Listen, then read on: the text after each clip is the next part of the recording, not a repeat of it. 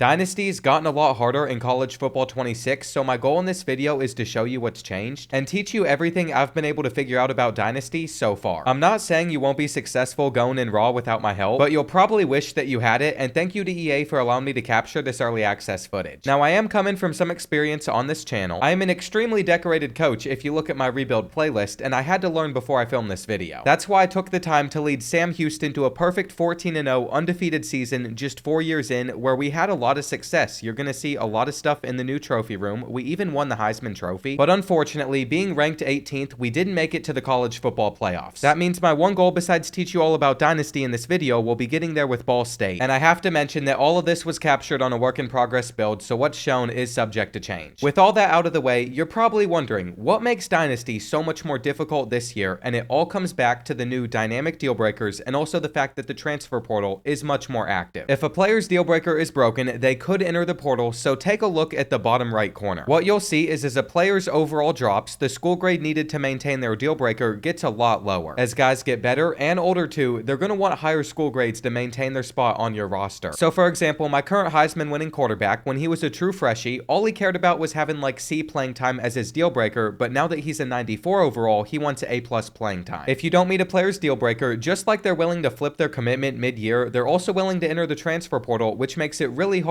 if you're rebuilding a small school. Just like in real life, you can lose a lot of talent quickly. Thankfully, there are sliders that you can mess around with as well. We'll get to those soon. But as I start this Dynasty with Ball State, I want to make it very clear, this is not my first rebuild series, just a helpful guide for you all. I've been eliminating schools on Twitter like last year to decide my first real rebuild. And because I'm very excited to do a full rebuild series this year, that's not going to come until like a week after the game drops. With all that out of the way though, let's take over Ball State and get them their first college football playoff appearance. As you might know, there are real coaches in the game this year, but I'm not going to take over Ball State's program with their real head coach. I want to create myself. And if you do that, this is the first screen that you're met with. Now, unlike last year, whatever you select first here is extremely important, so you want to keep that in mind. And being a recruiter is no longer as overpowered as it once was. If you go down the tactician pathway, there's a lot of upgrades that are going to make just ratings better on your team, and motivator is going to help with how quickly players progress. That is why, at least for now, I'm going to be going down the motivator pathway. Choose whatever you want though, have some fun with it. It adds to the replayability. Your playbook is very important though. We're going to get back to this in a little bit. Through creating your coach this year, you can select a few extra things like demeanor as well. I want to be intense over on the sideline. I also found one of these stance.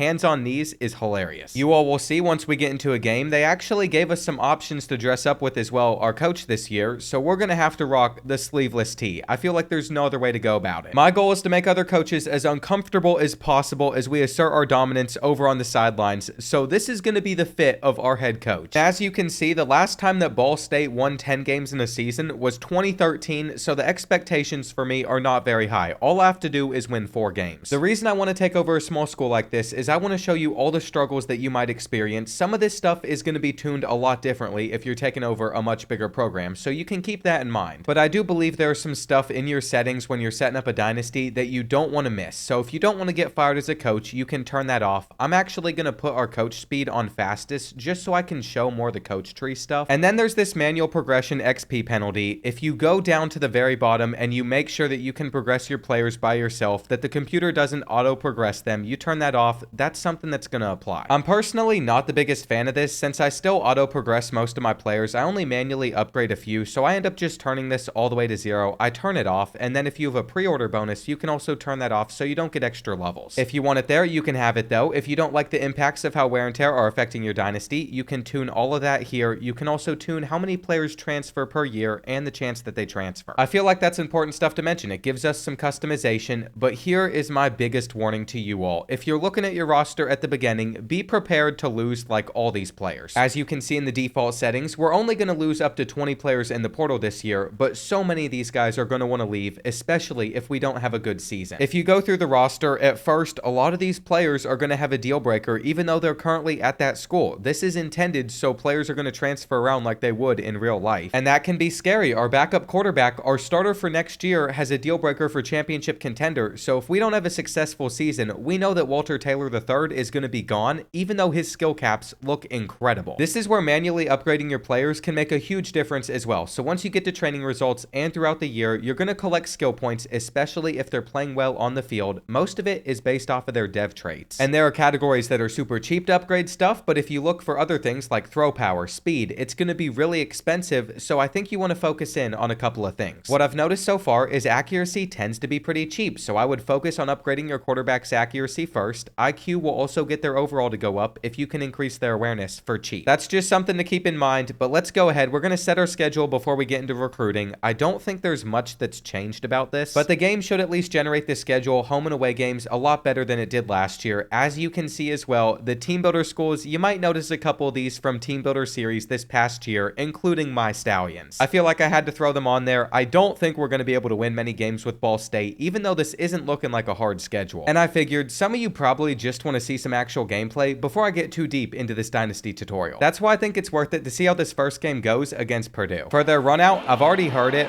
multiple times. They just blast a train horn. That makes sense though, they're the Boilermakers. It going off constantly was actually starting to drive me nuts. They've already scored 3. And so far, we haven't had the best first quarter, but we could have given up a lot more points as well, so I'm just gonna take that. Here on a 3rd and goal though, we could get them off of the field. I'm gonna man up that guy, basically operate as a quarterback spy here in case they try and run. But look at that, we're solid. We're holding them to their 2nd field goal of the day. And the real question is gonna be, can we score with Ball State? I'm not sure if I'm going to be able to. On a 3rd and 10, open receiver, middle of the field, we're getting some progress. The real issue is I just can't move the ball consistently. We have a play or two where we do well, and then we end up not doing well. There's been a lot of missed throws like that. I mean, that shouldn't have been accurate in the first place. And I'm going to be honest, this one might get out of hand, but you all can't be upset at me because, for one, I can't tackle, and for 2, I'm using one of the lowest overall teams in the game. I'm going for it. It's 4th and 5. Our tight end's open. It's going to be on target. It's enough. If we're going to stay in this game, we are getting points before the end of the half. I also like the out of hurry up mode. I'm able to select any formation. That makes a major difference. I mean, your personnel might not match up with whatever formation you're trying to run, but at least you're able to select any of them. We can't escape. Our quarterback, Khalil Kelly's already starting to have some wear and tear effects take place, but it's not too terrible. I mean, -3 speed, a little bit to accuracies. By the 4th quarter though, you can see that he's definitely starting to feel the effects a little bit more. In fact, he took such a hard hit on that play. For this 4th and 10, we have our backup quarterback in, and he's feeling the pressure. Do we have the speed to outrun this and do something? We have an open receiver. If they're able to get into the end zone on this next drive, it's so over. By now, for my own sake, I need to get onto the board. I don't care that this is on Heisman. This is just an embarrassing showing. I mean, I've done nothing in this game. What needs to happen is we need to get this ball back after stopping them on 3rd and 6. The problem is we have to wrap up and actually make a tackle, which we do. We got Mo Bamba blasting as well. Come on, man. Just let us have a little bit of success. We need to get out on the sideline. Like, why is Purdue taking us so seriously at this point? We can't be your Super Bowl. That's it. This game's over. They're not pressing us, so we don't even stand a chance at outrunning them on one of the sides. But if we playmaker, we might have a chance. Hang on. This is it. Keep going, Webster. Pitch it. You know, that definitely could have gone worse for as low of an overall team as we are. The mascot's in the crowd celebrating with the fans. I'll take a 19-0 game. Even though we let Devin Mockabee run all over us, again, it could have been like 42-0. I just have to hope as this video goes on, I can actually turn around Ball State. But if you want to see a little bit of the gameplay and some of the presentation, I got you. And let's get over to what's most likely the most overwhelming part of Dynasty for a lot of people, especially the new guys, recruiting. The type of players that you're able to go after all ties back into your school grades. So with Ball State, where we're struggling with a lot of these school grades, we're most likely only going to be able to go after guys like 1 and 2 stars, maybe some 3 stars, but we can write off the 4 and 5 stars. Meanwhile, if you're a school like Alabama, you can basically go after every prospect in the country, but if they care about academic prestige, that's their deal breaker, then you won't be able to pursue them. That's why you'll notice if you sort for just 5 stars and you're a tiny school, there's only going to be a few that would even consider going to your program, and you're going to have a hard time landing them. Basically, unless they want proximity to home or playing time, they're writing you off. Now, I do believe it's worth still taking a shot on a couple 4 stars, especially if they're near your school, so we're going to sort by pipelines. And in the state of Indiana, we've been able to find a few players that are going to be close by who also care about playing time, so we have a better chance at getting them to come here. Outside of that though, what I'm going to recommend, the easiest way for you to start your dynasty, whether you're a big school or a small school, is search by minimum rating, 3 stars, and then look for players that have interest inside the top 10. This should give you a list of guys that actually want to come to your school. And now we have to look over to that bottom right corner. If we think that we can give Chad Cutting a lot of playing time, then we should add him to our board, but we have to keep in mind, we don't give him that playing time, he's most likely going to transfer, and we don't want that. The biggest key to success in Dynasty this year is roster retention, so the deal breakers of the players that you're recruiting is more important than ever before. For example, I know our pro potential school grade's probably not going to stay at a C, especially the farther we get into Dynasty, so I'm not even going to go after this kid, because as he gets older, he's going to want a B grade, an A grade anyway. And what I don't want to do is develop somebody into like an 85 overall as a junior and then watch them leave to a bigger program. What I have found is if searching by deal breakers, the safest one is proximity to home, especially if you have a B grade or higher, because that's never going to change. Your school isn't going to pick up locations and go somewhere else. Now, finding players that care about it is definitely not easy. So you're also going to want to sort for new guys that care about stuff like playing time. This guy right here, we have an A+ grade for his playing time. We should have him on our team. What we really need to focus in on though, and this is just going to go for looking for quarterbacks, you could say something like speed's going to be the same for halfbacks and receivers, is while we're scouting them, we have to look at throw power and speed, since those are the most expensive to upgrade. You're going to be able to purchase accuracy really cheap, but like 83 throw power is going to take a lot longer to develop, while this guy already comes in with 89, so what we do is we just remove this guy off of our board. You might notice though, it's taking us 50 hours at a time just to fully scout somebody, and that's one of the negatives of not going down this recruiter tree. But the reason I'm not going down the recruiter tree is you have to become an elite recruiter if you want to be able to increase weekly hours for quarterbacks this year. The same goes for every single position. It is tier 4 of elite recruiter, which to unlock this, you have to sign 2 top 5 classes. So it just cost way too many coach points to put extra hours on players. And I'm not a huge fan of the benefits you would get by going down the recruiter pathway. So what I'm going to do is I'm just going to look for a coordinator. And then once we get that, we'll be able to scout quicker. At the end of the year, you can fire your coordinators and then hire guys based off of the needs you want to fit. So if you look at our defensive coordinator at the moment, we're going to be able to scout defensive linemen,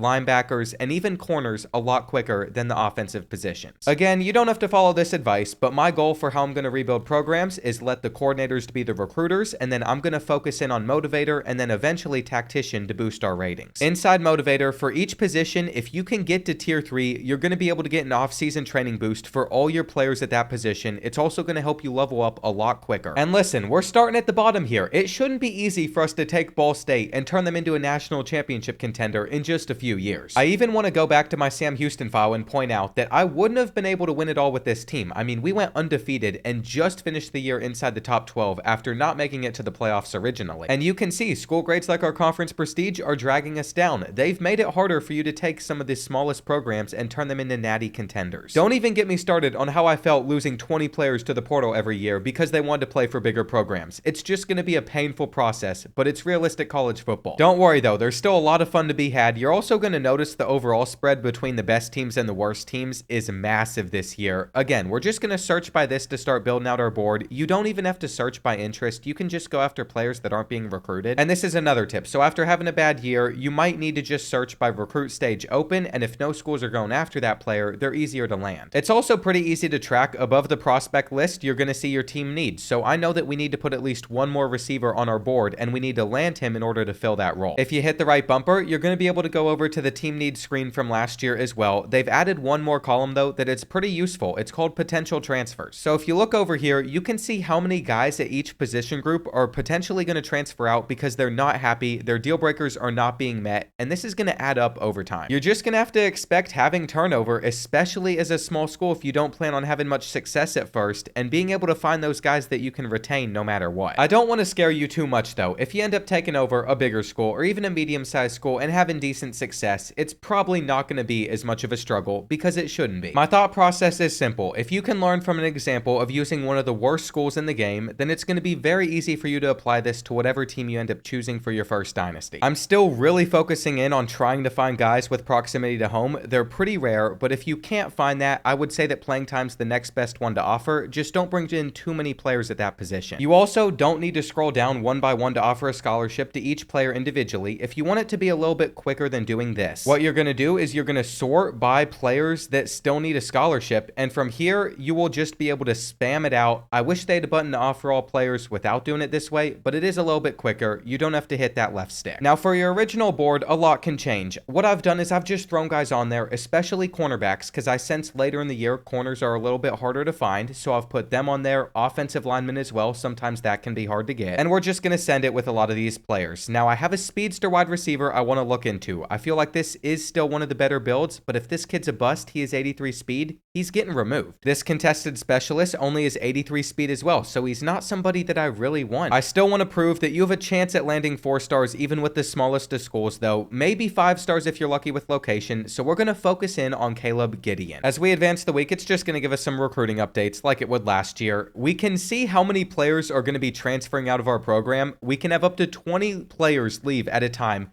And as you can see, this is why I said just expect those first few years. If you're at a small team, you're probably going to lose 20 guys a season. I just went through and calculated it. There are 53 players that could potentially transfer unless we end up having a lot of success this year with the Cardinals. And my philosophy for recruiting is pretty simple. I just send the house on a few prospects that I want. I don't split up the points in any way. This is how I've always handled my board. You can do it in a different method though. At the end of the day, figure out what works for you. We're probably not going to win these battles for these 4 stars. I just want to give it a chance anyway, since they really seem to care about playing time and proximity to home. And they're all from Indiana, so maybe one of their parents attended Ball State and they want to play for us too. Now, I do want to point out, before we get into simming most of these games, it is very important what playbook you're rocking with. I'm not saying there aren't other ones you can have success with. If you have a good enough team, it really doesn't matter, but we're trying to optimize as much as we can. So one thing I've noticed is the 4-2-5 in sim plays pretty well. Another thing I've picked up on is the spread, the power spread, air raid, and then most importantly, veer and shoot tend to do very well too. What that means is, even as a Kentucky fan, as much as I don't like Tennessee and as much as I'm not a fan of running veer and shoot in game, I do want to run with that for at least this video just to see how we do. We are going to throw the ball a lot this year, and that's important to keep in mind for players that you're trying to retain based on playing style, and also for players that you're recruiting. For Kelly, it doesn't matter that much, and he's probably not going to do great in this system. He is 55 throw under pressure, but somebody like freshman Bodie Darer, if we want him to stick around more, he cares about playing style here. We have to be able to throw for a lot. What I'm doing though by focusing on throwing the football is saying that Ashley can just transfer out. He cares about playing style, but we're not going to be able to retain him because he's not going to get enough carries or rushing yards this season. A couple of these wide receivers are going to be more likely to stick around though, and you can just see if he's a 54 overall, you only need a D+ grade in playing style for them not to transfer out. It really varies based off of how old players are and what their overall is, because Magwood cares about playing style, but he needs a B-. Just as a tip, you should keep that in mind when upgrading players. If you focus on some of the stats that are going to boost their overall too quickly, they're going to demand a lot more out of you and most likely transfer. I'm telling you, as somebody that had an 85 overall quarterback transfer out and then the next year another 85 overall quarterback transfer out with Sam Houston, I felt the pain already. I'm trying to help you all not go through that same process. What's becoming very clear to me is the farther we get in recruiting, there are some of these prospects that we're just not going to be able to land. I'd say the most important thing that you can focus on, the most important thing that you can learn is when to pull out. Even if we focused in on Sway, which is going to allow us to convince what Caleb actually cares about as his hard sells, it's not going to make that much of a difference because so many of those grades are negative. If I had to take a wild guess, what he currently cares about is proximity to home, conference prestige, and championship contender. 2 of those are negative, so we can't even hard sell him. The reason I know that is a player's deal breaker is one of their 3 main motivations that you can hard sell them on. Those give you bigger bonuses than sending the house if you didn't know. So if we continue to send the house, we're not going to be able to beat out Indiana. We can't hard sell or Sway because these school grades are awful, and that's where you got to know when to pull out. We're just going to take the 4-star off of our board. As for these other 2 4-stars, we're going to continue to track them throughout the year. I want to point out something exciting though. So visits have been completely reworked. This kid from Indiana is only going to cost 10 to put on a visit. Now, if I find somebody from California, which is on the opposite side of the US, it's not near Ohio, you're not going to be able to see it yet, but it would cost 40 points to schedule him for a visit. It's all based on the cost and the resources it would take to get a kid out there for a game. It's easy for this kid to drive down the road, so it doesn't cost as many hours, and that's why we're going to schedule him against this FCS school. What you want to do is pitch one of their 3 main interests. We know that playing time is one of them because it's his deal breaker, so that's why we're going to pitch playing time. And since we're about to play at number 24 Auburn, we're probably just going to continue to lose. I'm trying to hold your all's hand through the same pain I went through when I tried my first rebuild. You're just going to see so many guys entering the portal, especially if you're not having success. Again, if it's something that you don't like, you can wimp out. You can turn down how many players are able to transfer maximum per team, or you can turn it up to 30 if you really want to make things challenging and interesting. This is why I'm so excited to do my first rebuild series in a little bit, but you can see we're gaining on Sean Carr. He would be an amazing middle linebacker for us to use, and we're also getting up to first place for this right guard that's a 4-star. As for when to hard sell versus send the house on players, when should you do it? When is it more beneficial to gain more recruiting hours, or it's not worth your time? Just from experience, if you have school grades like this, it's not really worth it. It's about the exact same as send the house, but if you have two really positive school grades, like an A for playing time and an A for pro potential, you should probably do a hard sell. There's a whole math calculation on the best time to hard sell versus send the house that I could get into. I'm not going to bore you all with that. Basically, if you don't have multiple grades that are A's, just send the house. Let's just say that we're in a tight battle with somebody else for town sell though, and we want to be able to hard sell later on to beat them out. This is when you're going to use sway. As you can see, it'll visually tell you what the success rate is of it working in that given week. If you're just trying to sway them on one extra grade, it's not going to be hard, but I need to sway them on two different things for him to change up his hard sell. It's got a medium success rate. It's probably not going to work this week, but this would make it to where we could hard sell and then be able to get him quicker. I do truly feel like the best part about rebuilding some of these smaller schools though is you don't have to worry too much about pitches or any of that. It's normally just easiest to keep send the house on them. And do we think we're going to get our first win against an FCS school? My former team builder team, I sure hope that we do. Just because I want to see the Southern Kentucky Stallions in the game, I am going to hop into this one real quick. But I do want to focus most of this video on the team building aspect tips I have for Dynasty. If you're looking for gameplay advice from me, you're asking the wrong person.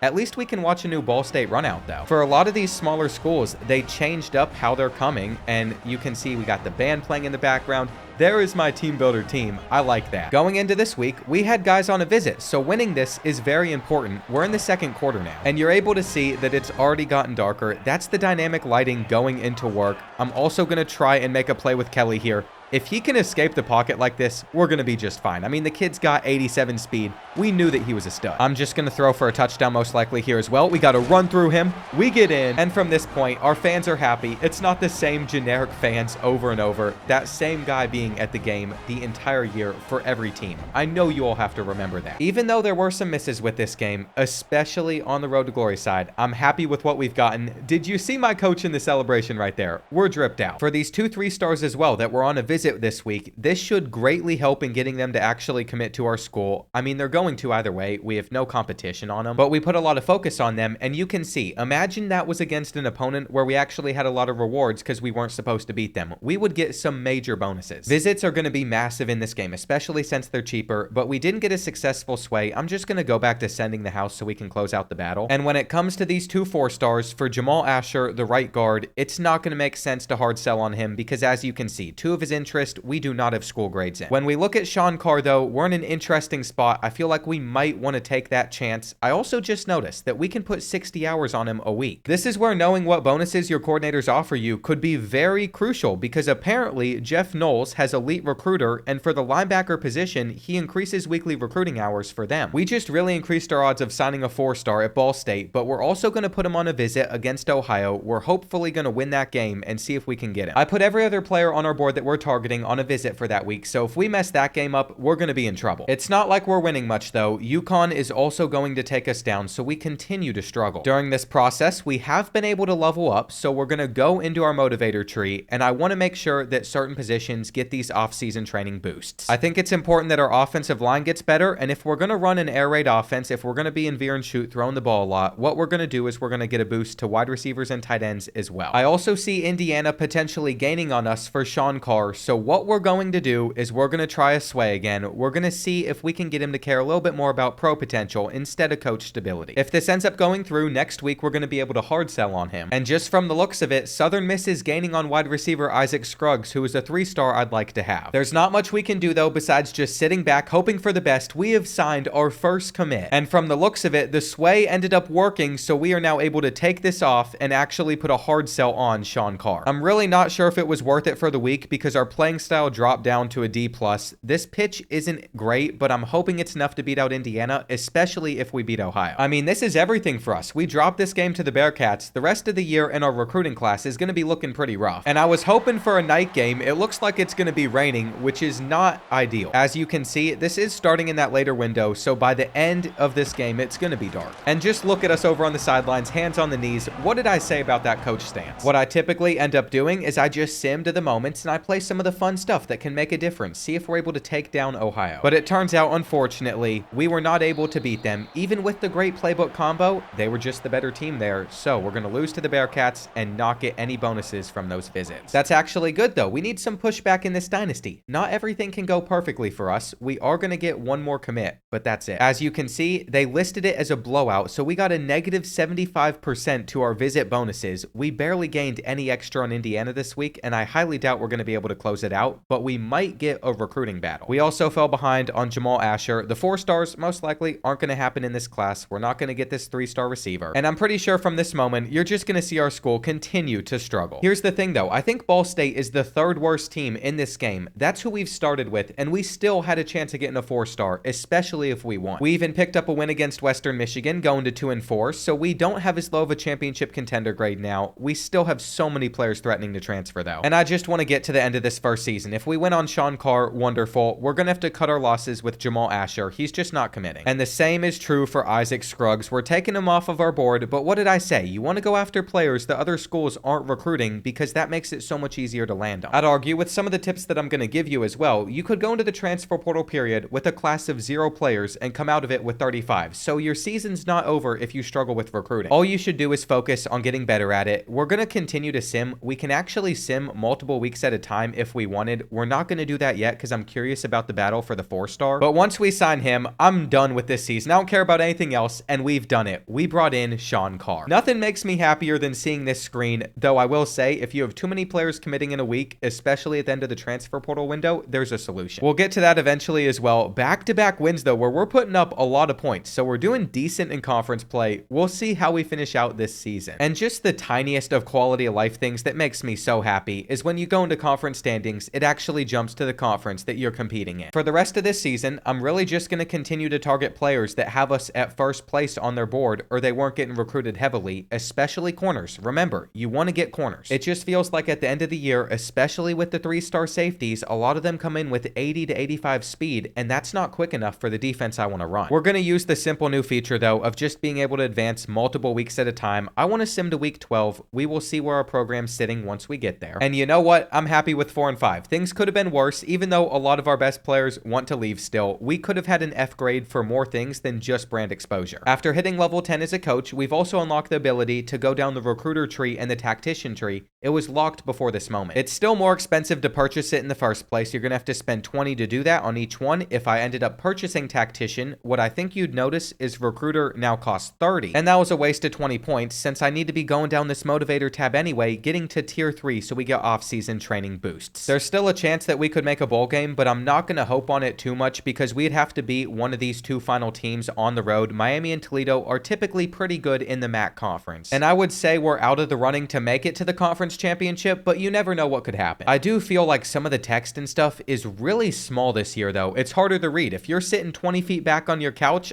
I don't think you can do it. You're going to be like squinting unless you got perfect vision. As for how things are going on the recruiting side of things, none of these players have flipped their commitment because if you look at their deal breaker, we still have the right school grade for them to not want to switch up on us. We're also in first place for all these 3 stars that we've been going after all year. And I'm ready to get into future seasons. So we're going to sim to week 15 where I think we can start to fire our coordinators and build out the coaching staff that we want. Well, we ended up bringing in a few more signings, but if we go to the bottom of our board, you're going to see the very first recruiting battle and we're just beating out Bowling Green. Last year in Dynasty, if you ended up tying with a team reaching that commitment status at the same moment, it would just go to the team with the higher prestige. That's where the recruit would commit. This year though, you get into a recruiting battle where you continue to throw resources at that player and we have nothing else to offer. We just have to hope that we can edge out Bowling Green by sending the house. I also should have pointed out mid-season, if we ended up searching by open recruits and we even looked for 4 stars, there would have been guys that we could potentially add to our board. They don't exist at the end of the year. But if you go over to the filter, you do it for 3 stars. This is where you can find more players, especially if you can get a deal breaker with proximity to home or playing time. I honestly don't even mind playing style for positions like receiver since we're going to throw the ball a lot. I don't think they're going to end up transferring. I just can't put enough emphasis on how important it is to focus on the dynamic deal breakers this year, though. If you don't, you're going to end up heartbroken. I'm sure it's still going to happen to me in this video. I'm going to build up a guy and then watch him leave on us because he wants to play for a bigger program. It hurts. As you can see too, we finished 5-7, so we're not making it to a bowl. We were just below the cutoff. There were a lot of teams in the MAC this year that were below that cutoff as well. And no matter what we did with Kelly, he was going to transfer out due to championship contender. I'm curious about our backup Taylor though. Walter Taylor, championship contender grades low. He's also leaving. Our only hope is with these players that want to leave, maybe they're not one of the 20 that transfer out, since that's the limit we have set for this dynasty. And we're still picking up commits as we get into the end of this season. Like I said, with my coach, I want to focus on motivator, then eventually getting over to tactician. But if we're looking at our offensive and defensive coordinators, I need these guys to be bigger recruiters, which means we need to fire Craig Harmon. I don't want to get rid of Jeff Knowles just because he gives us benefits for recruiting defensive linemen and linebackers, especially linebackers. So we are going to actually extend him, and then whenever it comes around to this guy, I'm sorry, you gotta go. As for the Heisman winner, we have Jeremiah Smith going off. I mean, he's going to be the best receiver in college football, so I'm not surprised by it. And I'm not switching schools in this video, but I do want to talk about the job offers tab. I don't think they mentioned it in a trailer or deep dive, but they worked on this a little bit. When I was with Sam Houston, I was checking it every year. The logic with it seemed to be better, but I don't like that you can still only have like 4 job offers at once. After going 14-0 with Sam Houston, I even had a job offer from Ohio State, which I'm not sure would happen in real life, but it's more realistic than it was last year. At least we had head coach job offers. I am sure it won't be perfect for everybody, but at least it's better. Let's go ahead and see who we can hire as our offensive coordinator. And Joe Moorhead is a level 31, so he seems to be the best fit. He has a little bit of stuff with recruiter, and we can't view which things are filled up. Remember, this is a work in progress build. That's something that I think they want to have functioning at some point this year, or it should at launch. But for now, either way, he's the best that we're going to get, and let's just hope that his recruiter tree is pretty solid. It is so nice that we actually know when coordinators accept the job offers this year as well. So Joe Moorhead is a part of our staff. During this time of year, there's not much else that's going to go on for us, but I always like to check out how stats are generating across the country. USF's offense with Byron Brown seems to do pretty well during sim, and the rushing totals, especially on the touchdown side, look so much better than they did last year. Heisman winner Jeremiah Smith has also been able to cross over the 2,000 receiving yard threshold. Eventually in this video, we should at least fill up this trophy room with a few things. I told you all, my main goal is just get this team into the playoffs, and we are closing in on the period where players are going to leave, and some of these guys are about to enter the portal. I know that we're having 20 guys go. It looks like Carson Beck was able to lead Miami to a national championship. Ohio State didn't even make it to the playoffs, actually. But they had the Heisman winner, so maybe awards are more based off of stats this time around. You can see all the history tracking as well. It is so refreshing that there is some stat tracking and history tracking in this game. This staff move screen can also tell us everything going on in the country. So Memphis's head coach has gone to Florida State. We have Matt Campbell going from Iowa State to Nebraska. And I had to figure out what happened with Mike Norvell. He got fired by the Seminoles, and now he's taken over Virginia. By the way, if you want to see how some conferences have shifted and changed over time, you can search conference champions by conference. So if we look at something like Conference USA,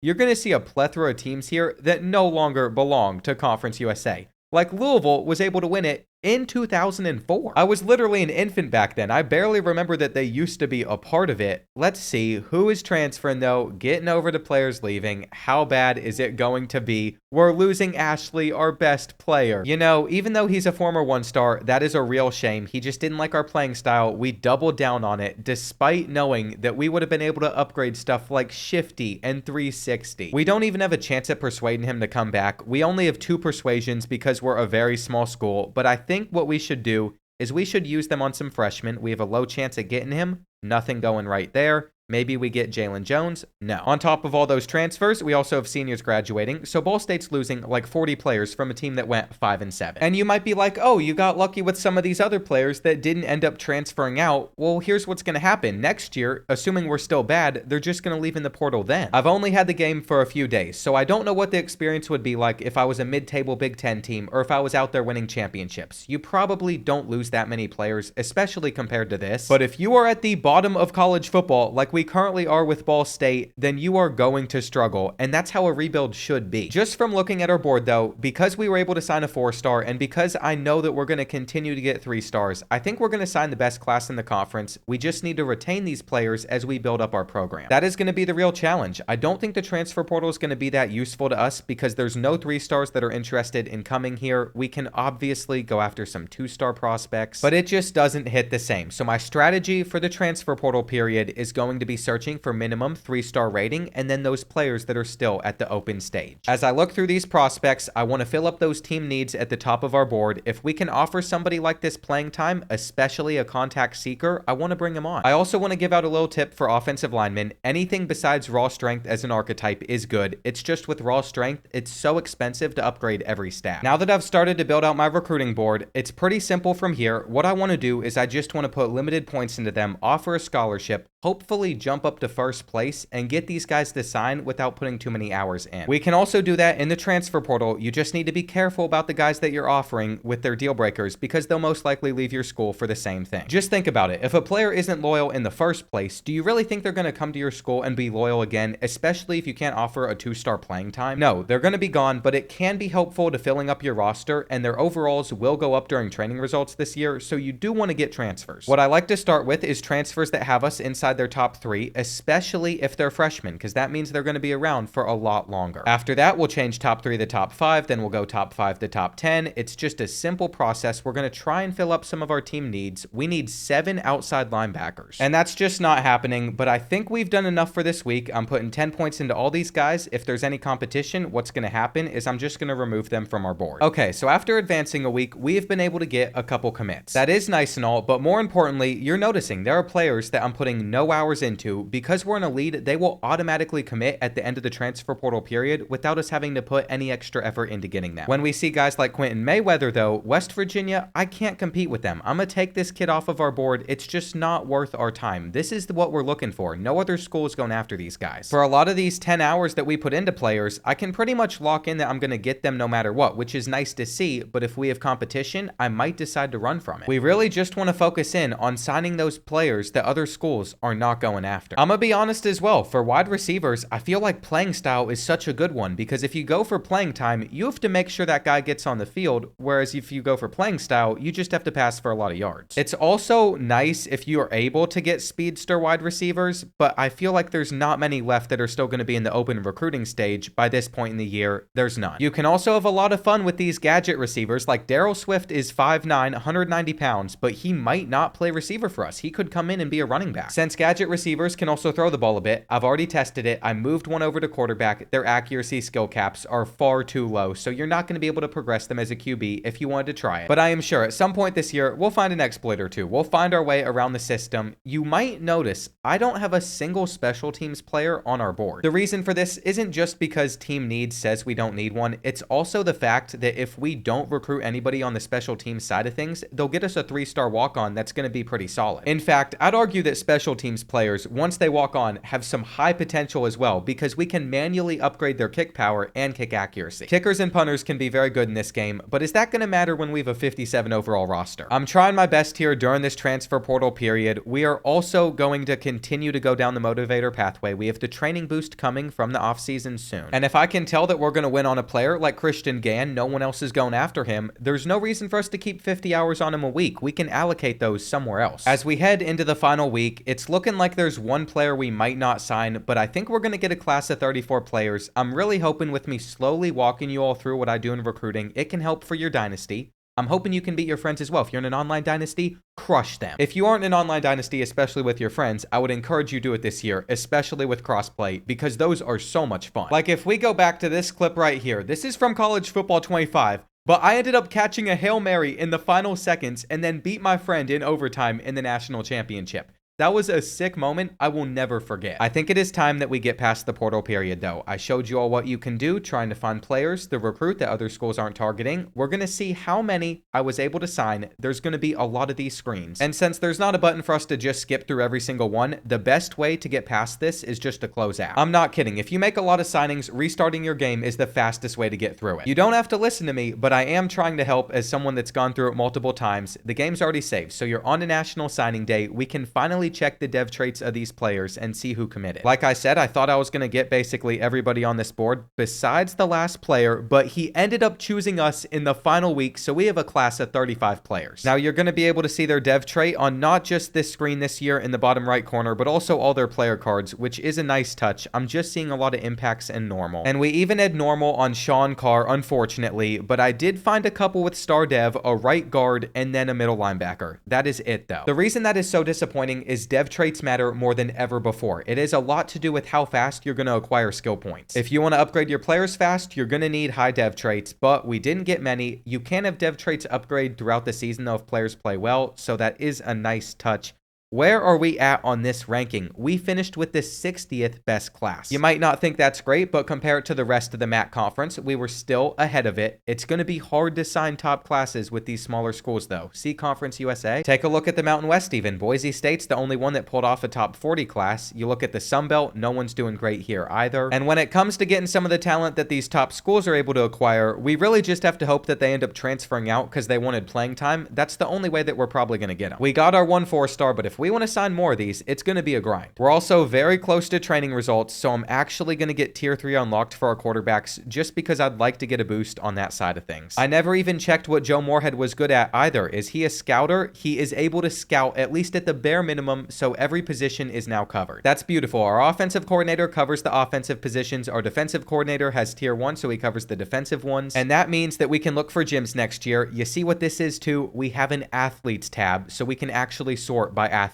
Another cool feature is abilities will carry over, so let's say that Elijah Jackson had takeoff, we could move him over to receiver, and as long as his archetype is going to have that same takeoff ability available, he'd be able to take that takeoff ability over to receiver, because as you can see, his physical ability, 360, would carry over. I think that's something to really look out for. I love the thumper athlete position because you can basically put them wherever you want on the defensive side of the ball. Wherever you need something, you can put them. They typically come with more speed than you're going to get at other positions as well, around like an 87, so we could have them at defensive back, we could have them out on the edge, and I do end up getting pretty interested in what we can do with some of these gadget receivers. Like if we moved him over to quarterback, despite the accuracy being low, he'd be a 74. As a running back, a 76. It's easy to make the switch. The problem with that, though, is his deal breaker's playing style, so he's going to want to transfer out, and we have to know that going forward unless we focused on running the ball more. After spending all this time slowly walking you all through the first season, though, it's time that we see some dev traits, so Weatherly has upgraded the impact. That's when the dev trait upgrades are going to pop up, and now we're in training results, so as long as you turned off auto upgrading, you get to do these all yourself. Now, if you only wanted to do a few players, like I want to do Eric Weatherly because he has 52 skill points available, you can do that, then you can auto upgrade the rest, but this is where your decisions really matter. I want to walk you all through this. This is why I think Speedster as an archetype is the best receiver you can find, because their speed typically already is pretty high, and that matters a lot. It costs 13 to upgrade his speed, but if we want to upgrade his catching or his route running, it's a lot cheaper, which means we can max this out pretty easily. That's exactly what I'm going to do, but remember, the higher that you get these player overalls, the more that their deal breaker is going to go up, and they're more likely to transfer out. With him, I don't care because he's a senior. He cares about championship contender. It's an F grade there, so he's leaving either way. We have 17 skill points left, though, so we can upgrade his quickness once, and then we can also get his elusiveness up there. We have an 82 overall, and I think he was a 70. Being able to manually upgrade can be super useful, but if we take somebody like TJ Horton, who didn't have impact development, he only has 19 skill points to spend. Again, we want to be smart about this. Speed is one of those things that's going to be expensive. We can always upgrade elusiveness for a lot cheaper, though, which is going to boost his overall more. It is very crucial that you're thinking while doing these upgrades. I think Brody Deere could be our starting quarterback this next season, and I don't want a 1-star with normal dev to be out there, but we don't really have a choice. His accuracy is already capped out so much.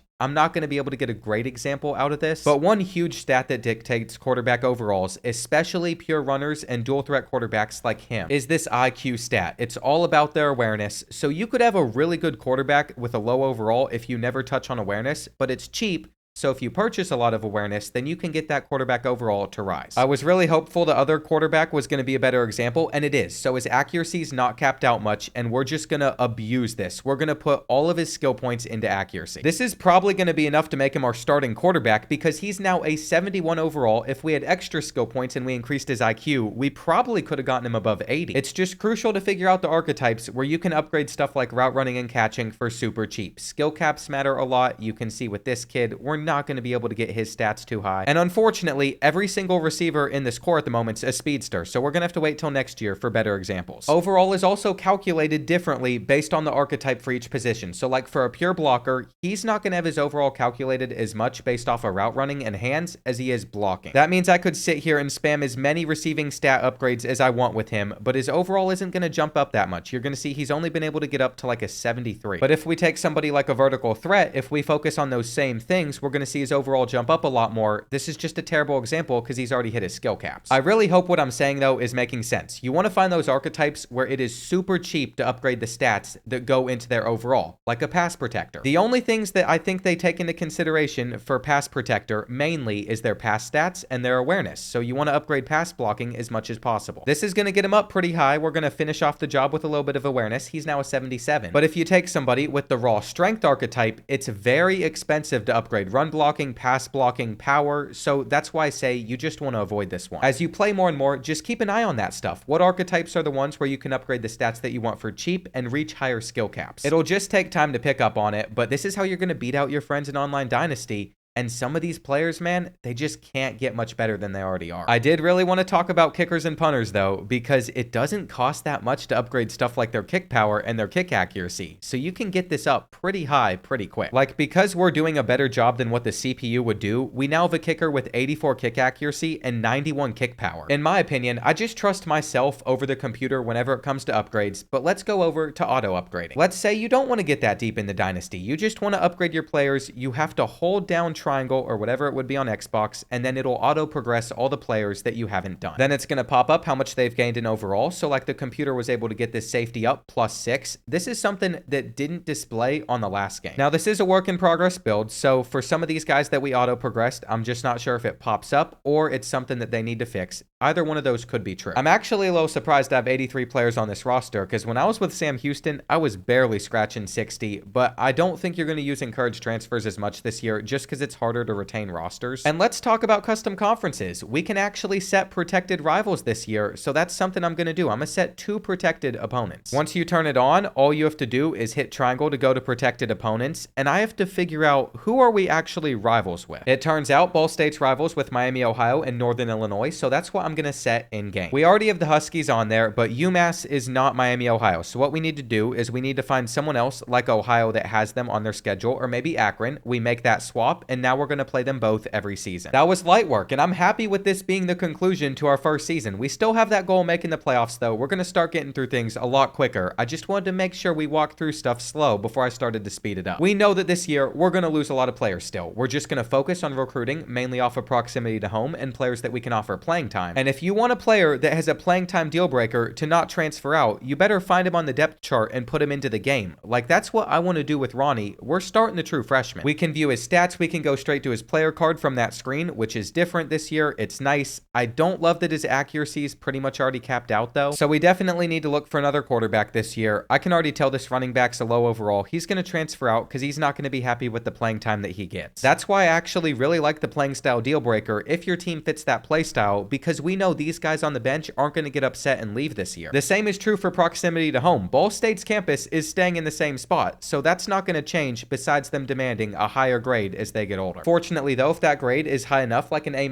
there should be no reason throughout his career that he ever leaves us. I really can't stress enough how important it is to pay attention to those deal breakers. You could also use formation subs or auto subs to get more players in the game and earn them playing time. If I want more halfbacks to get out there on the field, then I'm going to say keep it fresh, and that's going to keep more guys out there. We don't even run the ball much, though, so keeping guys healthy there shouldn't be a problem. I will point out that the Stallions are a 47 overall versus the higher overalls of these other FCS teams. I would just recommend throwing them on your schedule. I think we're going to have a pretty rough year, but as I'm searching from 0 stars all the way up to 5-star teams, the overalls are going to vary quite a bit. You're going to see 94s. I've seen a 97 before. And this is great, but if we're at the bottom like we are with Ball State, it makes rebuilds harder. We're going to see how good of a class I can sign this year. So now that I have coordinators that allow us to scout quicker, I was actually able to look into some of these prospects, find some gems, like we have Matt Priester at receiver, we have a 4-star Dominic Maggett at quarterback I'd love to get, and we even have a 3-star corner corner we're targeting. This quarterback's not a gym, but if we don't get our main target, then I need to have a backup. And basically for our board, I've ended up going after 4 stars. Now there's a lot of guys on here I ended up not putting points into. We're just not going to be able to get them all. But at least doing a little scouting has been nice. We're a small school, so we can't afford to scout throughout the rest of the year, but we were able to do it for a little bit. Another new thing I've picked up on is if you want to favorite a prospect, all you have to do is double tap, and then there's a whole other tab dedicated to favorites. So if you don't want to sort your board by one,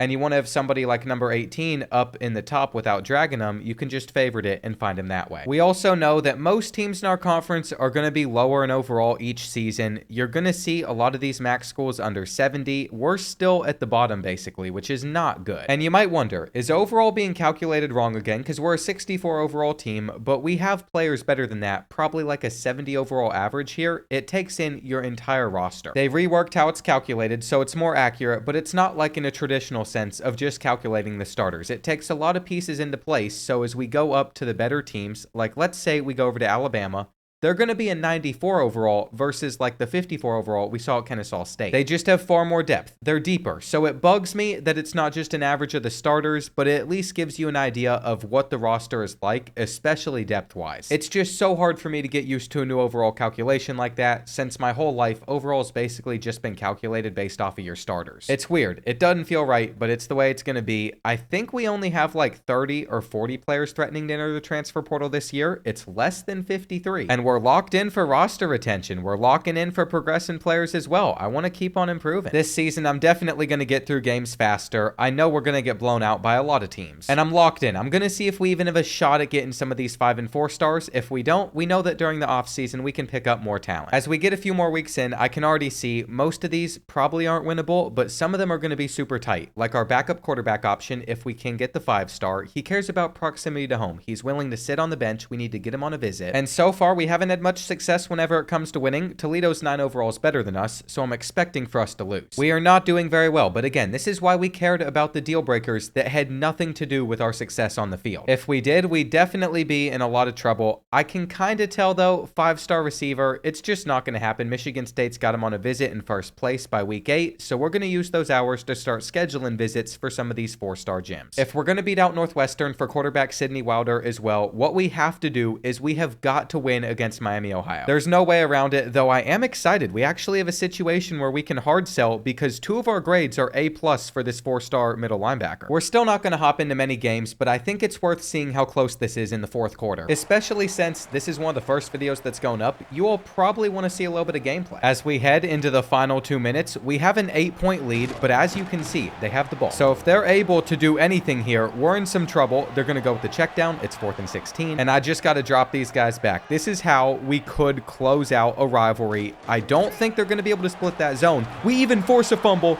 We're on top of it. This is what you want to see, dude. We're able to celebrate with coach. It looks like Ball State doesn't have any sort of turnover mechanic. I was hoping for like a chain or something to pop out. That did not happen. We are going to run a jet sweep though, see if we can get anything going. What kind of happened was we simmed and did really well. So later on in this year, I'm sure we'll get to a game where it's more competitive, but I'm excited with the progression we're making with Ball State, unless I just threw them an interception, which gives them a chance in this game. That is the type of mistakes I end up making just because I wanted to score another touchdown. They're running it back. They're running it back. I am the worst player. Hang on. We got him. We got him. The crowd literally just fell silent. We better lock in. We can knock it out. And this is it. I'm guarding the middle right there. They have nothing. Their quarterback's going to try and run. I send the spy. We're good. Here we go. It's now 3rd and goal. I am stuck, and I don't like that. He has nowhere to go again, though, except he completes it. We have just choked away a lead at the very end. And this is all my fault. I don't want to get a PI penalty. They got him. Well, if you wanted more gameplay, you're definitely going to be getting that. I don't think we're going to be able to turn around and make this catch. So it looks like we're going to be headed to overtime unless we can make this down on the sideline and kick a field goal. Here we go. It is time to lock in. Everything is shaking everywhere. They said they made kicking more difficult. I believe it. Hang on. That's going to be sideways. Wait.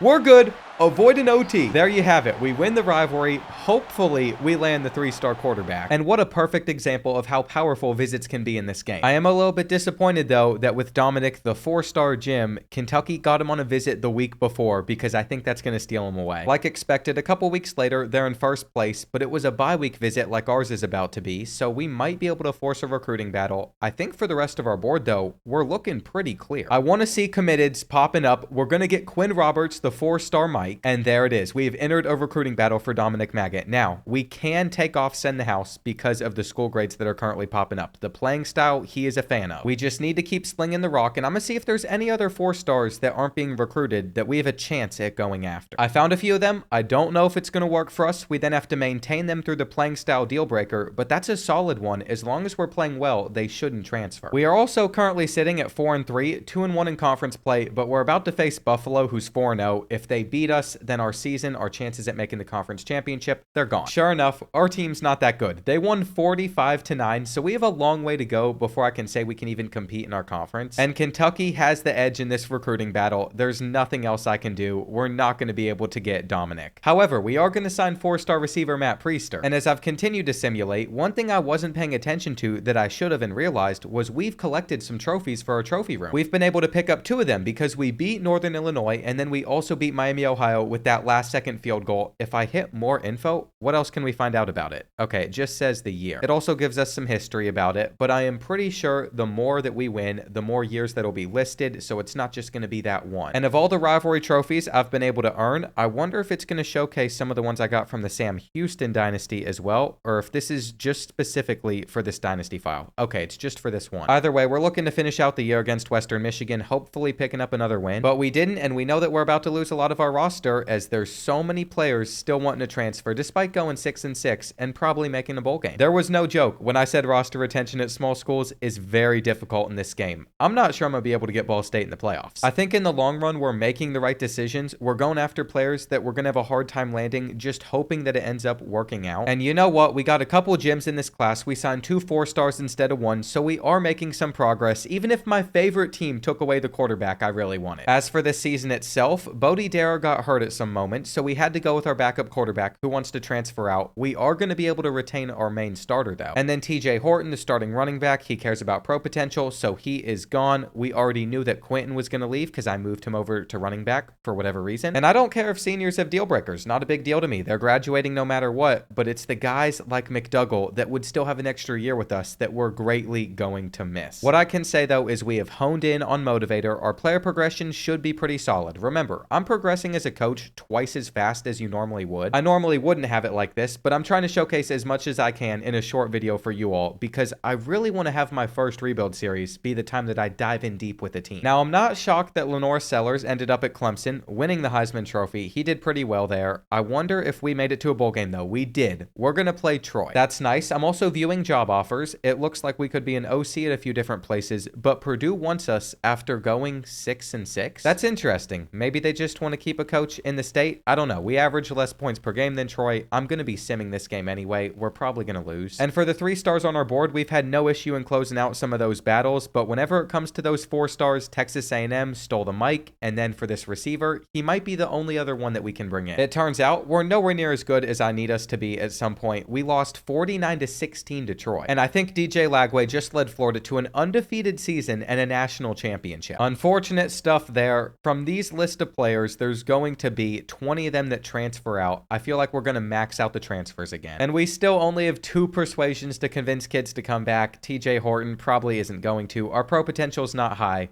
But what I really like to track is most of these players aren't guys I recruited, except some of these freshmen. Our playing style was a C- instead of a C+, so this is where you need to be careful. We just lost multiple guys that I was trying to get around for a while. We also didn't retain Khaled Grubb, a quarterback, because he sat on the bench all year. I'm not going to be able to convince him to return. It's just the way that it goes. You're going to have a lot of turnover. Fortunately, for these 2 4-star recruits, we actually can hard sell a pretty solid pitch on them. I still don't see how we're going to beat out Duke, but I have to try. try. And there is nobody that's a 3-star in the transfer portal interested in coming here, but we're going to look around at 2 stars and see that we clearly need running backs and defensive tackles. I also feel like I need to clarify, this time around, I've had a harder time finding transfers I'm interested in that are 2 stars and going after, so I don't think we're going to have as big of a class, but I found some 3 stars nobody wants. And you know what, even if I don't bring in a huge class, just the fact that we're getting 4 stars like James Tanner is amazing. I'm still keeping an eye on some of these transfers as well. If they're going to put more hours into a 2-star, they can have him. All I want to do is make sure we're in first place. And then after we do that, we can figure it out from there. I still think this is going to be enough players to at least have more guys on our roster than the year before, or simply maintain that number. But as you see, Duke is going to beat us out for the 4-star, and I'm not sure I'm excited about any of the other prospects. At the end of the day, we signed 24 guys in total. I'm gonna look through dev traits. We actually found our first elite dev guy in wide receiver James Tanner, so we're going to track his progression really closely. We have star on Matt Priester as well. It's going to be fun to see how good we can make these guys. And our class was ranked 54th in our conference. It was the best one once again, so as long as we maintain a few years from now, I'm expecting a conference championship. I also feel like anytime I get a gadget receiver, the smartest thing to do is going to be moving them over to running back. They take a huge jump. This one cares about proximity to home, so he's not going to leave us, while some of these guys above him care about pro potential. They're only going to be around for another season. And it's another season where I can't say that there's too much to be excited about with training results. Guys like Ronnie, I saw that his accuracy skill caps were already basically there, so we can't get him that high in overall. I mean, I can spam up his awareness for pretty cheap and hope that this helps us play better in sim. And then we have players like Paul Lincoln. This is why you need to focus on deal breakers. So he cares about playing time, but he's a low overall. So what we're going to do is try to get his overall as high as possible. That'll at least move him up on the depth chart. In fact, he might even start for us now that he's a 75, despite having 79 speed. It is hard to find good talent in the recruiting portal. I do have a better example for receivers though. Take a contested specialist. We know that he's going to be slow, but if we focus on his route running in his hands for 25 skill points, we're able to get his overall all the way up to a 78, which is really solid. It's really all about whatever you hone in on. We have 23 skill points for a 92 speed Brandon Hills, and the same thing is what we're going to do here. We're going to go with route running and hands. After doing it for a while, he becomes a 78, and he's actually going to be extremely usable as a 2-star. Here's one that's even more fun to me. We recruited this 65 overall last year as a 3-star with impact dev, but he has 44 skill points to spend. What we can tell is pretty early on in his career, he is going to be maxed out in the stats that matter most, but he's also going to be great as just a sophomore. No, a freshman. We got a redshirt year out of him. He only cares about play style as his deal breaker, so if we throw the ball a lot, he is going to stick around, which is good. In my opinion, this is where manual progression just crushes going the other way. Like, we have a star dev freshman right guard with 70 skill points. As a well-rounded archetype, it matters that we progress everything, but I think we're literally going to be able to almost max him out after a year. I mean, his awareness still is going to have room to grow, but here's the great thing about him. Since he cares about proximity to home, he shouldn't ever want to leave. Great example with the raw strength archetype on the offensive line as well. He has 64 skill points to spend, but everything is so much more expensive than it's been for the other archetypes, so you don't want this kid. Since I don't want to be here for the next hour, I am going to auto progress a lot of guys, but you get the gist of it. If you put all your focus into how you progress your players, you can take them to levels they couldn't reach before. I mean, I'm seeing a plus 10 overall. I didn't do that one myself, plus 9, so the computer's pretty smart with how they handle it as well. I mean, we do have motivators, so we gain faster XP and level up a little bit quicker. That is something that's helpful. We can finally go down the tactician pathway, and I just want to make sure our offensive line performs as good as they can. Ideally, we win a couple more rivalry games. We can go down the architect tree, which was good last year. It's going to be good this year as well, but getting the limitless tier 3 is pretty expensive. Just tracking our roster size, last year we were at 83, this year we're at 76. I hope you all can see that year over year though, there's less players that want to transfer each year because we're trying to factor in what is it going to take to retain our roster. If there was one point I wanted to make in this video, it was definitely that we're going to play a game at Missouri State just because they're one of the new teams this season. Besides that though, we want to keep on getting through these years because we have a lofty goal ahead. As I was just sitting here doing recruiting, throwing out some shots, we'll see if we get these 4 stars. I was scrolling on TikTok at the same time. Yes, my brain is that cooked. Anyway, I don't know how true it is, but I saw that there are only 25 teams at the FBS level that are returning 11 starters or more on their team. That lets you know of where the state of college football is currently at and how often rosters are shifting. Like, we have 12 overalls better than Delaware. I am curious to check out too how our roster compares to theirs. I am redshirting players this year that have deal breakers that have nothing to do with playing time. If they care about playing time, we better start them or else they're going to transfer. But I want to keep guys here as long as possible. As for Delaware, you can see that their roster drop off is a little bit quicker, but I don't know if they're 57. I just feel like we're not that much better than them, but we won, so that's a solid start. And like let's talk about our QB. Ronnie Townsell is the guy that has no more accuracy skill caps left, but at the moment he cares about playing time, so he's the one that's starting. Basically, I want him on the roster long term. Let's see what we can do at Missouri State. They just moved up to the FBS level, so they're making their debut in a college football game.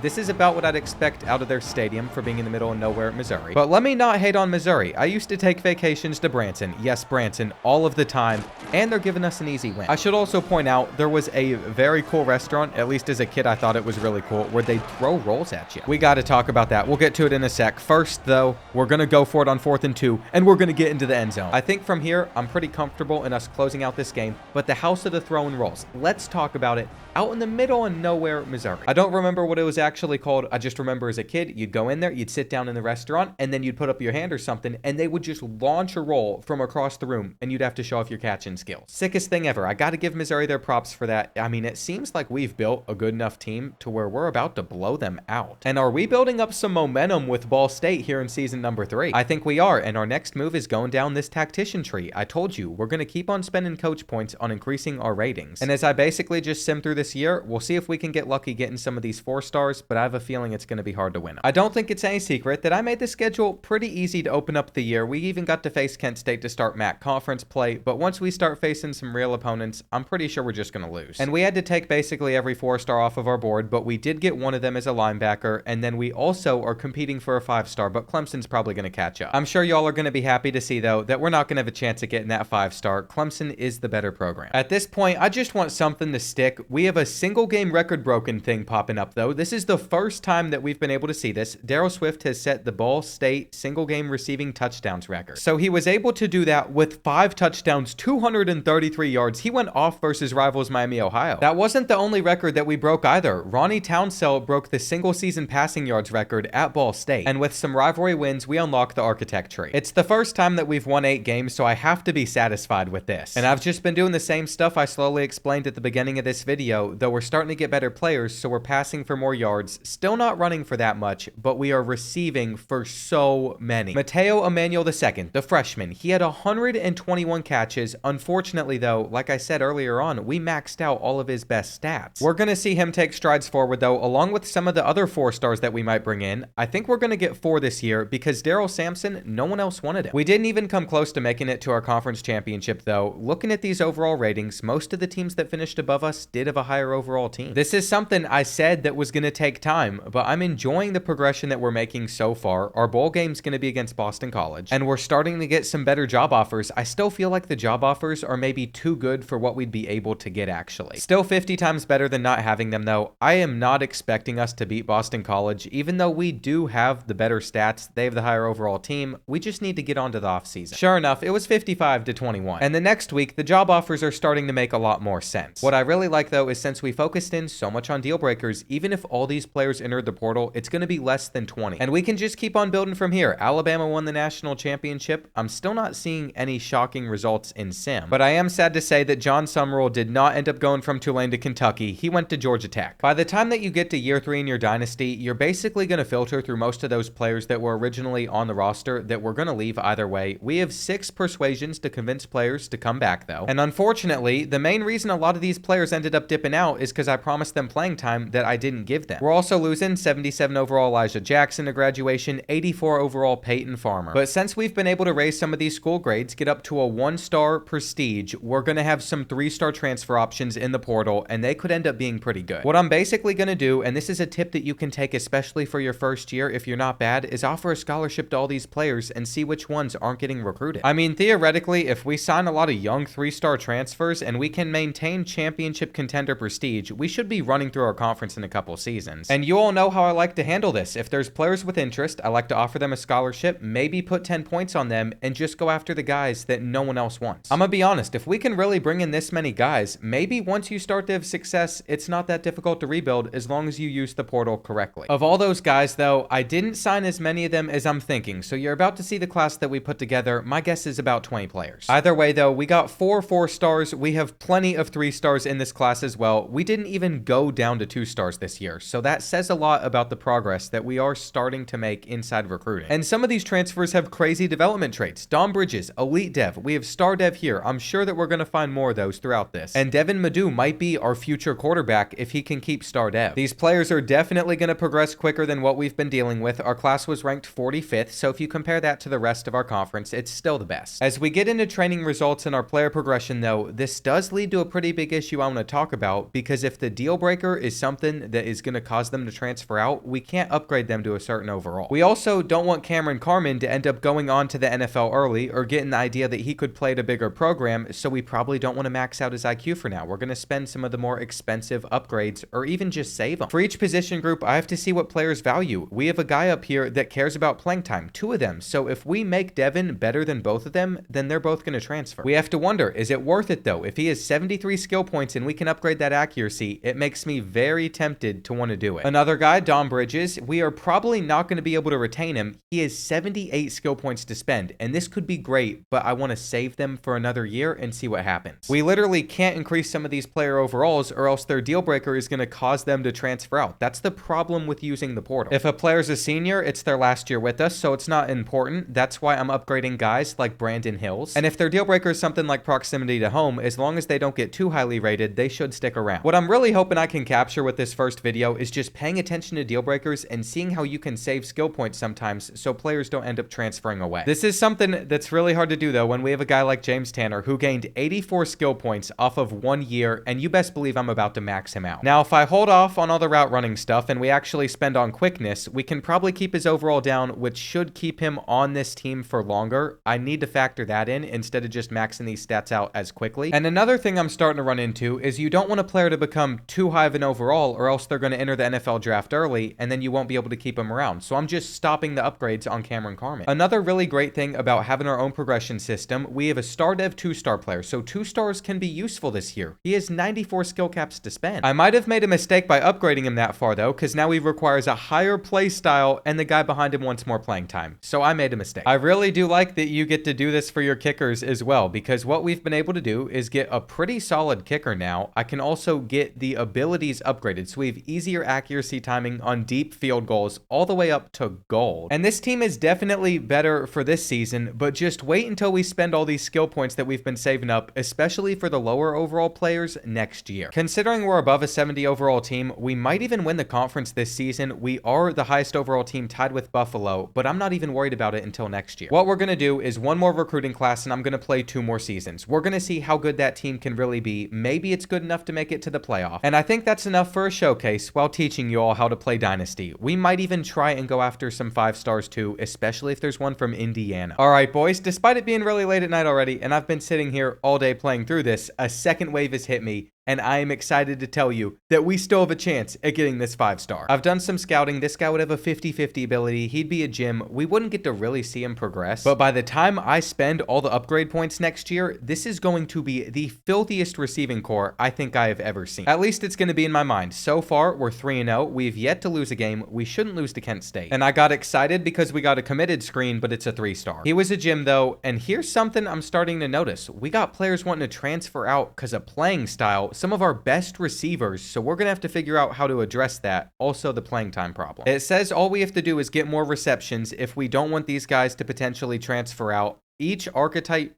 seems to have the exact same thing, so that's what we're going to need to focus in on. I don't know what's up with the lack of receptions, but after a good visit week, the 5 stars 1 step closer to committing. I don't know if we're going to get Antoine Rooks though. We have all these other receivers as backup plans. Just a week later, you see the screen. We've been able to bring a 5-star to Ball State. We're 4 seasons in, and we're coming off of a loss to Buffalo, which means our championship contender grade's falling, and that could cause more players to transfer. Here's the thing though, I'm already happy with most of the guys we have on the roster. Some of these recruiting battles we're going to fall short in, like we should with Ball State. If we get to a recruiting battle, we can't win. And I've decided to just keep on simulating, but we're coming off of a loss to Eastern Michigan, and now we're about to play at number 24 Central Michigan, who's 8-1. This is big because I feel like we could still make it to the conference championship if we pull this off, though we're going to need Toledo to lose some games. And what I'm honestly hoping for is that we're able to get a snow game. One of my creator friends told me it looked a lot better when he was able to get one than it did last year, but unfortunately, we're just getting a normal day. I love it though. We've gotten some Mac action on the road, we're also going to be able to roll out here, use Playmaker, and hopefully score a touchdown. Remember, Lorenzo Aurora is not even going to be our quarterback next year. We have a much better option we're waiting to develop. And even though this Tennessee playbook has been pretty good for sim, I don't love using it. I'm hoping this touchdown can keep us ahead for most of the game though. But guess what? It didn't. The lighting's changed up a little bit because we've gotten later in the day. We have beaten the press over on that side of the field. We're going down. I don't know why Tanner decided to do that, but if we can get some good blocks, it's within 3. This is a really big 3rd and 5 for us. They are just gonna hand it off to the side where they had a guy motion over from. It was a genius thing. I had him manned up, and now we're going to bring him down inside the 10. I can't believe it. We're going to run commit and see if that makes a difference, which it does. It's now 2nd and goal. We only have 1 timeout left, so they're going to have to do something. What a spin. I can't imagine that they hand this ball off, but they actually might. It's another jet touch pass, and we're going to get out there, stopping them short. Okay, we just need to cross our fingers that CPU kickers still can't hit from here. They can. This game is not over though. We have a minute to come back, and off of the kick return, we almost slipped out. This could be one of the first comebacks on college football 26. I see our tight end has a chance at getting open here. He hangs on. He's still on his feet, and we basically need to stay in hurry up mode the rest of this game without any timeouts left. Cover 3. Maybe it's cover 1. Bad throw. You can definitely see defense has gotten smarter in this game than it was last year. They're backing themselves up. It's another terrible pass. Intercepted. And that's how we're going to lose a game I felt like we could have won. Instead, though, Samaj Jones and Central Michigan takes it home. Well, to end the year, Matt Priester has set the Ball State single-game receiving touchdowns record. I'm sure his stats about to pop up with a Player of the Week performance. I'm kind of curious how many he had. It was a MAC single-game record as well. 6 touchdowns, 212 yards. That is really solid. We closed out the year with 2 more wins, barely beating Miami University, but we took down both our rivals. And to be honest, we really needed that because we've taken so many L's on the recruiting side of things. Since I want to find some tacticians to boost our team ratings for this final season, I'm going to fire both of our coordinators. I'm not sure if this is the smart thing to do, but I just want to see what it's like. I'm curious what type of options we're going to have to select from as Ball State. Ohio State's quarterback just won the Heisman with 53 touchdowns, almost 5,000 passing yards. We're in the Veterans Bowl. And let's see what type of options we got in here. We got Butch Jones. We got Mark Cunningham. Is any of these coaches going to fall under tactician? That's what I'm looking for, but we're not really going to get it. So we're just going to go ahead and hire the one that's closest to what we run in air raid. And on the defensive side of things, it's a lot of low overall coaches and then somebody that fits our defensive scheme that's also a tactician. Freddie Massey is the perfect fit for this roster. As for our bowl game against Southern Miss, we average more points per game than them. I'm expecting us to take them down if they're a 59 overall. And we've been able to do that. What I'm more curious about, though, is did we make those coordinator hires? It's got to tell us if we did. We got these popping up, too. You know, when I'm thinking of my coaching staff for next year, this is the type of stuff I'm caring about. But it looks like our offensive coordinator did not accept our offer. It says that Cunningham has rejected it, so we have to look at some of these other guys. Maybe Lucas Washington's still a solid fit? Not really. Well, sometimes the grass is not greener on the other side. This is what we're settling for. And just in case you're wondering, I'll still look at the job offers. I keep checking in on this. We could go to East Carolina or FIU based off of the success we had. We haven't won a conference championship or anything yet, though. I do see that the rivalry trophies duplicate inside the trophy room. We have owned Northern Illinois and Miami, Ohio the last 3 years. What a solid run. We also don't have the threat of too many players transferring out, though I don't know what Madu's name is doing on playing style. It's not even full. That's a little scary to me, but it might be a visual bug. Alabama ended up winning it all. Buffalo got into the playoffs, but they lost to the Crimson Tide. And statistically, it looks like Devin actually got onto the field for a little bit. This is the kid I have 74 skill points saved up on. I don't want to use Lorenzo next year. We also have just good enough of a grade for Dom Bridges to stick around, which is good because he has 84 skill points waiting to be spent. These receivers are going to take some major steps forward since they're not transferring. And it wasn't a visual bug. Devin Madu wants to transfer away, but we've been able to convince him to stay. Look at that. He was caring about playing time. That's something they said that could happen in the deep dive. They won't always care about the same thing. He flipped around and said he wanted to play more. We are very lucky he was actually willing to stick around. We're not going to be able to keep Luis Hendricks around, though, which is a major miss. And it really stinks we're going to lose a lot of these players, but there's only so much that we can do. Aside from Brandon Hills, who I didn't even realize had silver takeoff, we could have upgraded that even farther, along with that gold shifty. So that was a major miss, but besides him, we were able to retain basically everybody that was good about this past team. I just can't believe I didn't notice this. All right, this is where we have to lock in for one little final bit. I'm going to keep an eye on what we need on this team. There's players like running back Dom Bridges that are going to start for us. We don't have to go after one. And then we know the receiving core is solid. Tight end could maybe use an upgrade. Some of these offensive linemen I've just been saving on. And I'm gonna be honest, after looking around, I didn't think that we needed anything, but Bryce Underwood has entered the transfer portal, so we're putting him on our board. If we sign Bryce Underwood, that'd be massive. The rest of these guys are nothing compared to the chance of actually signing Bryce Underwood. I can't believe we're even in the running. If we could get him, that'd be our new plan at quarterback. This receiver is unfortunately not going to choose us. We've jumped up to first place as well. I'm afraid that's not going to matter. I've noticed that the deal breaker for all of these top players has been championship contender. There's a couple of them that we're not going to get, but Bryce Underwood, we're still in the lead on. We just have to beat out Tulane. I waited until the final week to try and schedule a visit, but then his playing time deal breaker went down to F, so I'm wondering if the game can sense that we have a quarterback on our bench that is going to be loaded. It's really confusing to me because he's the only quarterback on our board, but it might also just be a bug. And that's why I thought we lost him, but maybe that was just a visual bug because we have signed Bryce Underwood. I don't know what happened, but we must have stayed in first place. We've been able to get a 5-star in this class. A former 5-star, I think he was the #1 recruit in the country. And what a class. I don't care if it's not ranked the best in our conference. You can see the max starting to actually come on the come up. It's still just such a great class. I don't know what we're going to do at the quarterback position now because he has 133 skill points. This is before training results. Are his skill caps already full? They are. That's interesting. We also can't max out any of his other abilities, so we are stuck with him where he's at right now. I feel like it'd be pretty funny if I ended up moving him to another position. We're not going to do it. We need to keep him there in case we don't see the progression out of Devin that we're hoping for. And I'm going to be honest with you all, with 137 skill points to spend on Devin Madu at quarterback, and then I think it was 154 for Don Bridges, I'm about to have so much fun. From the looks of it, we actually can't get Devin's accuracy that high, which means we might still roll with Bryce Underwood, especially since I feel like if we went all in on quickness, we wouldn't be as fast as he is, but I am just kind of curious, what overall could we get him up to? You know what? Let's go in on speed. We got a pocket passer archetype build, and I decided to go all in on his quickness just because I didn't really know what else I wanted to spend these skill points on. He gets up to 92 speed for a pocket passer, which is just insane. The skill caps, they make a major difference in what you can do with these archetypes. I could have gotten his overall higher, but he doesn't have abilities. We're going to be starting Bryce Underwood. And Don Bridges was one of those players with elite dev that I discovered. I'm very interested to see what I can do here. I feel like first, you have to go with quickness. We need to make him as fast as possible. Power is very expensive. It could lead to having more truck animations and stuff, but I would much rather just make him more agile. And we could still probably go down that power path as well, but if we get his awareness up, he's going to get drafted. I also feel like if I get these player overalls as high as possible, we're going to do a lot better in sim. We're still going to increase some of his power a little bit. We can go over to physicals and get stuff like head first now. And downhill is going to be such an overpowered ability. Break tackles at max speed. We have just enough skill points to get platinum downhill. Don Bridges, 95 overall, just 90 speed, but 99 agility, 98 change of direction, and we also have some stuff like trucking. This is so much fun. I'm actually starting to realize that why there might need to be a 25% manual progression penalty by default. It's not just an online Dynasty thing. If you want to have more fun, just turn it off because that's literally what we're doing. I have 87 skill points to spend. I could go quickness or I could make James Tanner the greatest receiver ever. You know what? Here's the thing. His catching's already good. He's got insane route running. We could make him more elusive as well, or I could just be able to throw up some bombs to him. I'm kind of curious. What happens if I max this out?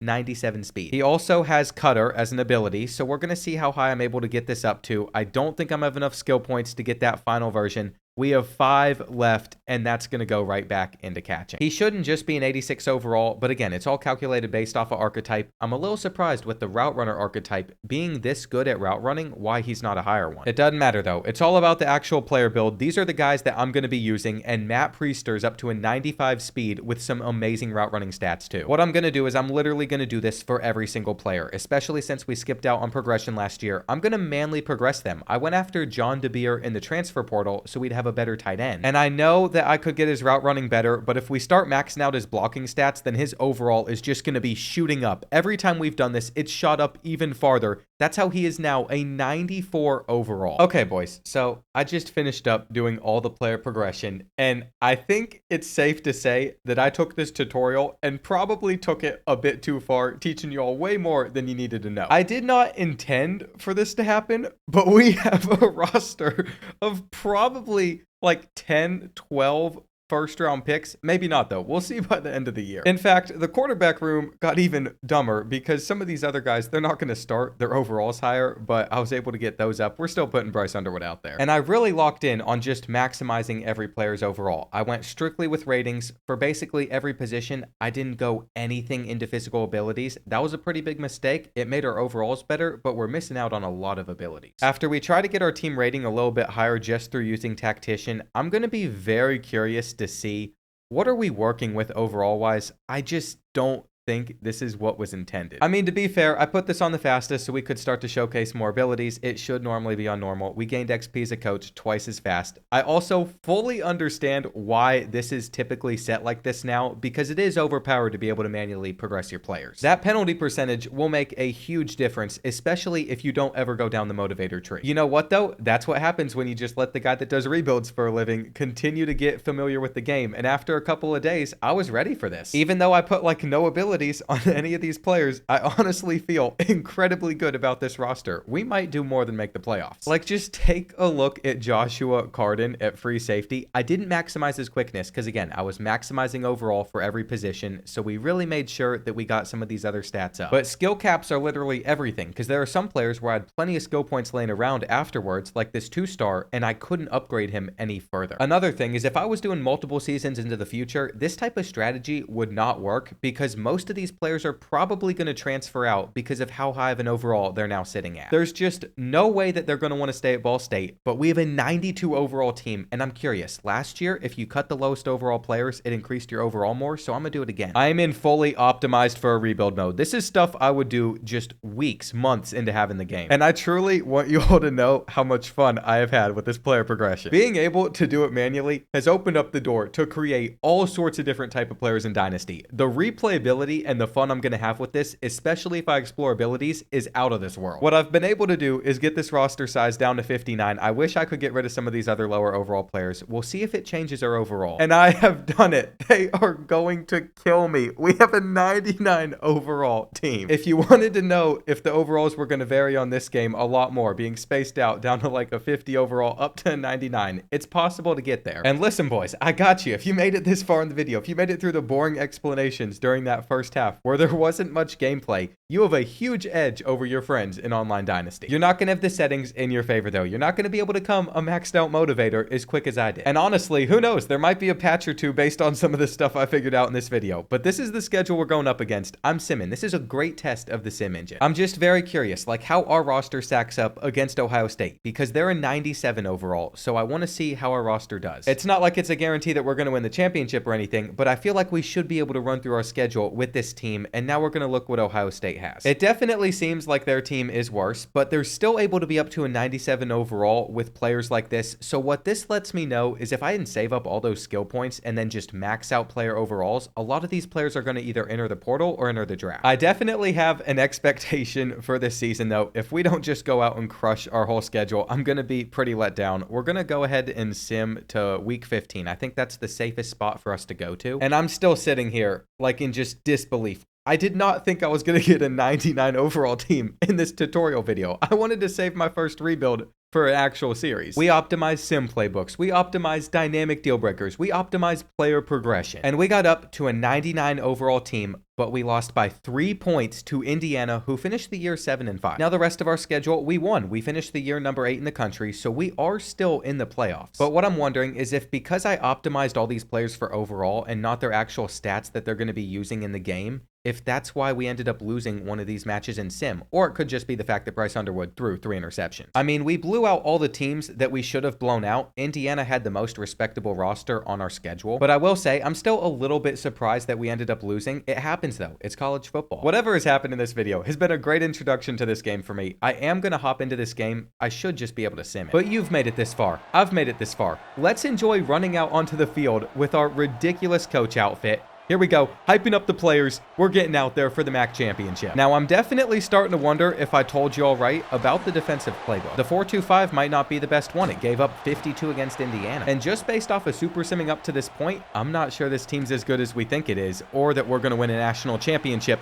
but we're going to try and make a play. I want to have fun, and Bridges might be one of the craziest builds you can have at running back without having any abilities on a player. This could be an interesting thing to test out, though. Maybe abilities make more of a difference. We break one. And on 3rd and 11, we actually do need to pick this up. We're going to playmaker over the middle of the field. We're going to have a wide open Tanner, and he's just going to take this into the end zone. A little bit to celebrate. Even on Heisman, I should never struggle with this team. And I want to keep Central Michigan at 24 points. This is the final play of the game. All we have to do is not give up the touchdown, which we're not going to. We have earned this. This is the first conference championship celebration that I'm going to get to see. And they don't look too happy about losing to us, but what do you expect? You just faced off against a 99 overall team in the MAC conference. There it is. We got our MAC trophy. We're going to have to look in the trophy room for it as well. And do you know how many single season record notifications I'm about to get? I guess not that many. We're not in the Heisman Trophy race. You can look at the player stats just by going over on their player card like this year, or you can click in and scroll through their entire career stats this way, see where they've been from. But if we're not in the Heisman race, I'd have to assume it's because we threw 9 interceptions with Bryce Underwood. Don Bridges rushed for 24 touchdowns. For the amount of throwing that we do, it's impressive he had this many rushing yards. We also had 3,000-yard receivers. And a lot of our school grades are risen, so we don't have too many players that are at risk of transferring out, but I think a lot of those guys are just going to enter the NFL. As for the guys that are looking for more playing time, I guess they're looking to play at a bigger school. Ball State's not meeting their needs. And we're going to see if Bryce Underwood was able to win any awards. Tennessee's quarterback takes the Heisman Trophy home, though, while we get Texas in the first round of the playoff. Here's what I'm going to do. Since I wasn't intending for this to be a rebuild where we could actually win it all, I'm going to sim to the national championship. I'll play it if we get there. But I'm also just very curious to keep testing out the sim system. We average more points per game than Texas, but they put up 43 per game. They're going to have a 90 overall team. And even though we get to host this one at home, this is a type of roster that definitely could beat us. We also had to view the job offers. It makes sense that Notre Dame would want us. NC State, I can't choose you. I might go with the Irish. Here are some of the other openings around the country, though. What I would like to see in the future is being able to select between like the 20 schools. If you're one of the top head coaches, not just having the few offers that you end up getting, but being able to select from all of them. Let's just go ahead and cross our fingers, though. We're going to see if we can take down Texas. I'm hoping that we do. And there it is. We're a playoff game winner. In the next round, we're going to get Georgia, who are another one of the best teams in the country still, as a 92 overall. I was kind of wondering what the top 25 would look like 5 years into Dynasty, but most of it seems to make sense. I mean, Georgia Tech is up there for sure. A couple other schools are going to throw you off. I've seen Duke do pretty well in sim. But once again, we just sent it on the sim, and it looks like Matt Priester has set a Ball State career receiving yards record. I want to see the result of this game, though. I have no idea whether or not we won. There are so many school records being set right now. I might have cooked a bit too hard with this team, but we won the Orange Bowl, and we've gotten Ohio State in the semifinals. This has been one of the toughest tests I think I have ever seen to get into a national championship game. And as a 94 overall team, I wouldn't be surprised if they end up taking us down. We're going to see. I want to play in the Natty, but if it doesn't happen, it doesn't happen. Well, that's the heartbreaking run. We're not going to win a championship in this rebuild. It turns out whenever you play 3 powerhouses in a row, eventually you are going to fall. And we didn't even lose to the best team in the country. USC went undefeated and beat Ohio State in the Natty. We were only able to get our prestige up to 2.5 stars, probably because we're in the MAC. So we have an increase in players that are transferring out too. And I'm just really curious on how many guys we ended up putting on to the NFL, whether they were seniors or they're entering early. So many guys transferring. Well, we got 3 first-round picks, 2 second-round picks, a third, a fifth, a sixth, and a seventh. We would have had a lot more if a lot of those guys didn't go to other teams. But this is a perfect way to wrap up the greatest tutorial I think you could get for college football 26, and I'm just getting started. I haven't even had this game for more than a few days. I hope you enjoyed this Dynasty First Look. If you want to see more rebuilds like this, especially challenges in the future where I'm not going to be able to just do whatever, I'm excited for those on this game. Make sure to stay subscribed and also be looking out for more content as college football 26 drops.